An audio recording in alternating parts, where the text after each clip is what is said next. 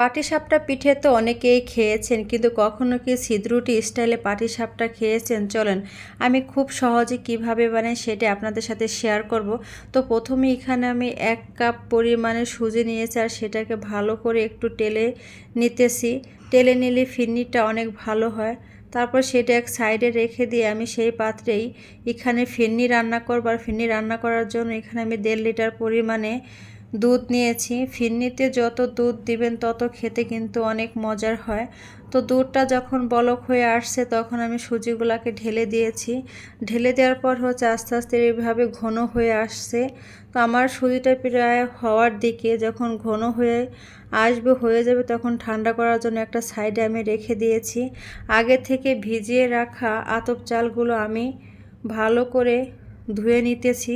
পরিষ্কার পানি বের না হওয়া পর্যন্ত এটাকে আমি ভালো করে ধুয়ে নেব, কারণ অনেক পুরাতন চাউলের ভিতরে অনেক নোংরা থাকে, এজন্য ভালো করে ধুয়ে নিতেছি। আর এখানে আমার ছেলে পিঠা খাওয়ার জন্য খুব অপেক্ষা করতেছিল আর আমার সাথে অনেক গল্প করতেছিল। চাউলটাকে ধুয়ে আনার পরে এখানে আমি একটা ব্লেন্ডারের জগে যতটুকু পরিমাণ দিয়ে এটাকে আমি ভালো করে ব্লেন্ড করে নিব।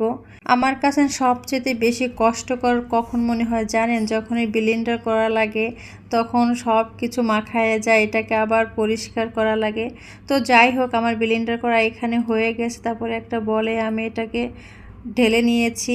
পাতলা বেটার বানানোর জন্য আমি একটা পাত্রে গরম করার জন্য দিয়ে দিয়েছি চুলার। কুসুম গরম পানি হয়ে যাওয়ার পর আমি বেটারটা বানিয়ে নিব। অল্প অল্প পানি দেব আর হাত দিয়ে ভালোভাবে কষলিয়ে বেটারটা তৈরি করব। যত পাতলা হবে আমার কাছে মনে হয় ছিদ্রুটিটা তত ভালো হয়। তো যেই পাত্রে আমি ছিদ্রুটি পিঠাটা বানাবো, তো হালকা করে একটা তেল মাখিয়ে নিলাম। তেল মাখালে কড়াইতে লাগে না, সুন্দরভাবে উঠে আসে। তো হাতের সাহায্যে আমি এভাবে ছিটিয়ে যেভাবে ছিদ্রুটি বানাই ওরকমভাবে বানিয়ে নিব। যখন বানানো হয়ে যাবে তখন এইভাবে উঠাইয়া একটা বড় একটা টেরেতে আমি রেখে দুই সাইডে ভাঁজ করে নেব। আর আগে থেকে যে ফিরনি আমি রান্না করে রেখেছিলাম সেটা মাছ বরাবর দিয়ে দিব।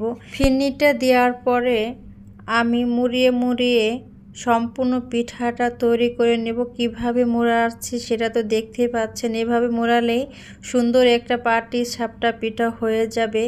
আর এই পিঠাটা খেতে এত মজা, যারা একবার খায় নাই তারা সত্যি পিঠাটা মিস করবে। আর যারা খেয়েছে এই পিঠাটার স্বাদ তারা বোঝে। তো পিঠাটা কিন্তু বানাইতে খুবই সহজ আর খেতেও অনেক মজা। যারা একবার খান নাই অবশ্যই বাসায় ট্রাই করবেন। আমার তো মাঝে মাঝেই খাওয়া হয়, কারণ পিঠাটা এত মজার, বানাইতেও কিন্তু বেশি একটা ঝামেলা মনে হয় না। তো ভিডিওটা এই পর্যন্তই। আল্লাহ হাফেজ।